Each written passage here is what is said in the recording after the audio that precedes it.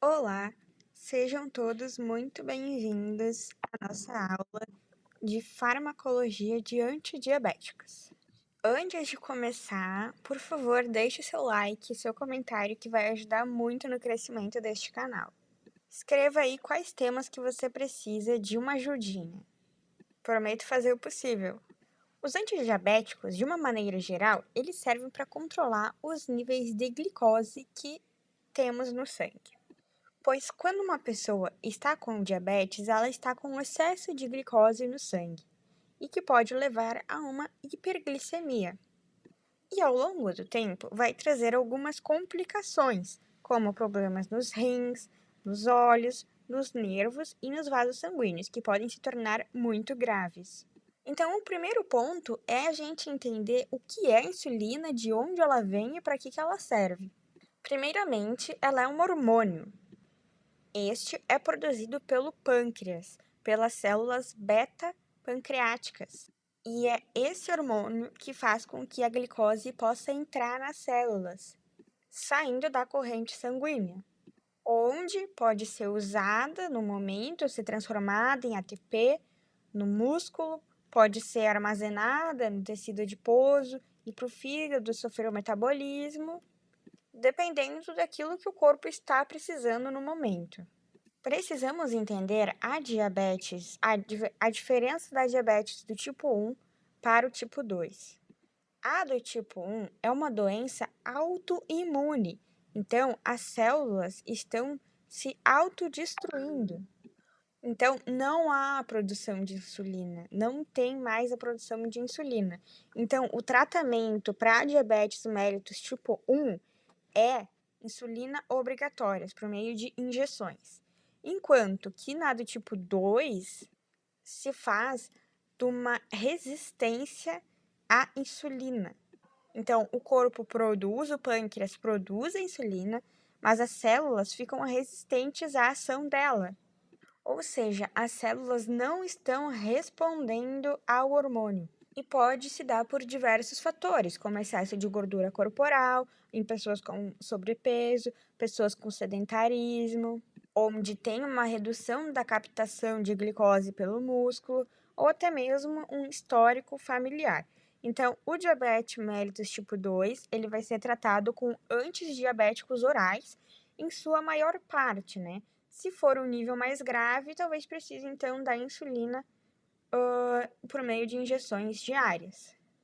E nessa aula a gente vai ver a classe de fármacos para diabetes do tipo 2.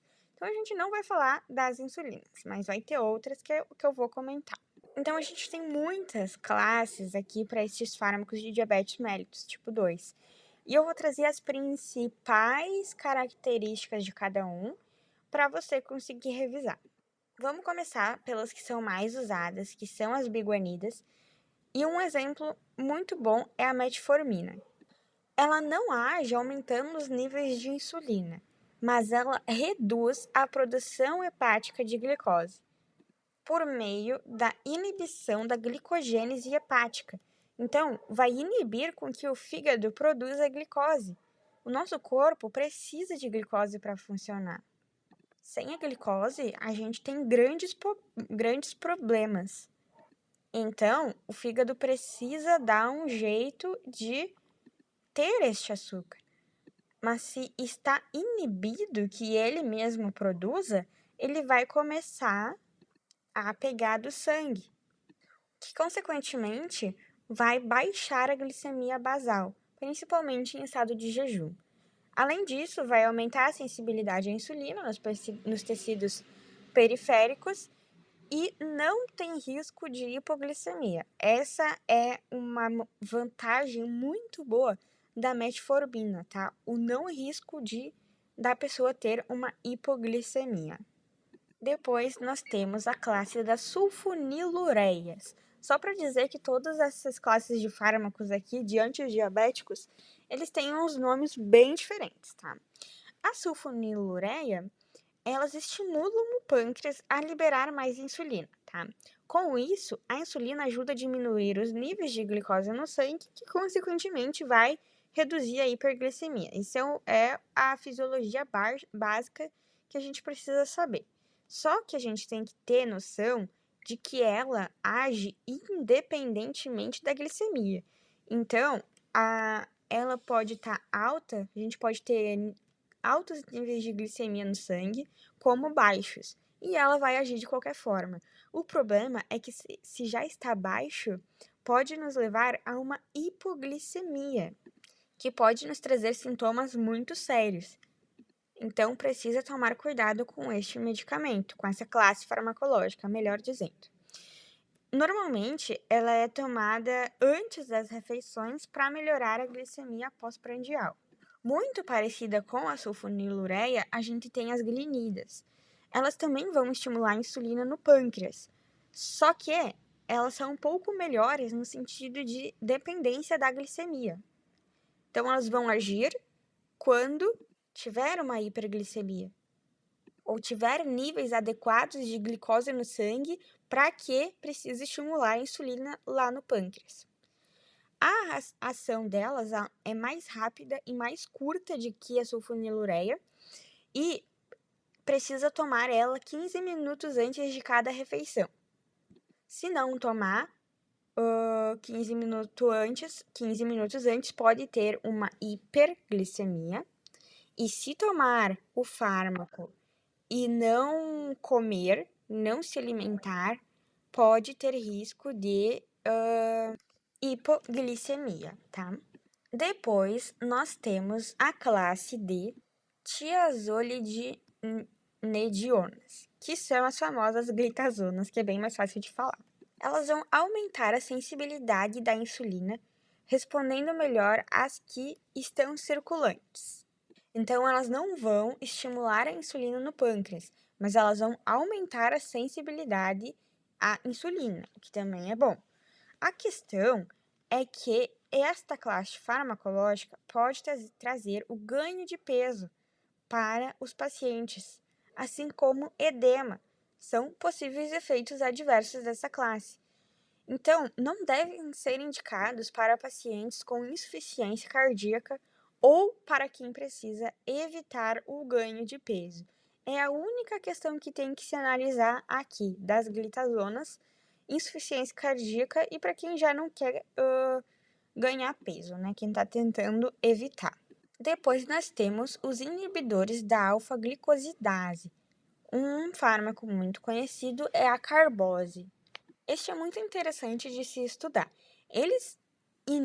Esses fármacos inibem enzimas intestinais que vão digerir os carboidratos mais devagar. Faltou um ali, né? E assim a glicose vai ser absorvida mais lentamente, porque em vez de fazer o processo normal de digestão dos carboidratos, ela vai inibir as enzimas intestinais, fazendo com que elas sejam digeridas num processo mais lento. Consequentemente, não vai ter aquele pico de glicose tão grande, vai ter um pouco mais de equilíbrio. Única questão é de intolerância gastrointestinal, por conta da fermentação que os carboidratos estão fazendo no intestino, porque eles demoram mais para ser absorvidos. Então, eles começam a fermentar. Então, sintomas comuns são flatulências e também diarreia. Nós temos também os inibidores da DPP-4. Eles vão inibir a enzima DPP-4, que degrada o GLP-1, também chamados de incretinas. E eles que ajudam a regular o açúcar no sangue. Então, acaba levando uma liberação maior de insulina e reduzindo o glucagon. Então, elas vão inibir a DPP-4. A DPP-4 degrada GLP-1. Mas o que GLP-1 faz? Ajuda a regular o açúcar no sangue. Então, não vai mais degradar agora o GLP-1 tão rápido. Vai ser um processo mais devagar. E aí vai ter mais tempo para liberar a insulina, regular o açúcar no sangue e também vai reduzir o glucagon, o que vai deixar esse processo mais lento. É um fármaco bom, uma classe de fármacos bons para ser usados em insuficiência renal. Além disso, temos os agonistas dos receptores GLP-1, que são muito parecidos, o mecanismo é muito parecido. Eles imitam o GLP-1, esses agonistas, aumentando a liberação de insulinas. Mesma coisa que o outro fármaco, que é a classe anterior. E podem ajudar na perda de peso. Então, é bom, né, para pacientes que precisam disso. São mais potentes que os inibidores da DPP-4, porque eles atuam nesses receptores de forma mais rápida, de forma mais direta. Então, eles são mais potentes. E por fim, nós temos os inibidores da SGLT2, que são as glifosinas. Cuidado para não confundir com a glitazona. Glitazona é um, glifosina é outro. A gente vai ver a diferença. Esses aqui também são usados para insuficiência cardíaca, tá? Tem mostrado benefícios para pacientes com insuficiência cardíaca. O que eles fazem? Eles ajudam o corpo a eliminar a glicose pela urina. Na verdade, libera sódio e glicose juntos por meio do processo de bloqueio do cotransportador sódio-glicose tipo 2, que fica no rim, no túbulo contorcido proximal. Além disso, existe aqui nessa classe farmacológica a perda calórica por meio da urina, que pode levar a uma leve perda de peso. Um ponto para se tomar cuidado também é a diurese leve, que pode levar à diminuição da pressão arterial.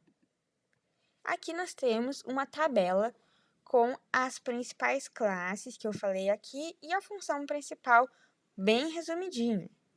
Usei a inteligência artificial para fazer isso, mas revisei tudo. Muito obrigado pela atenção de vocês. Deixe o like. Valeu!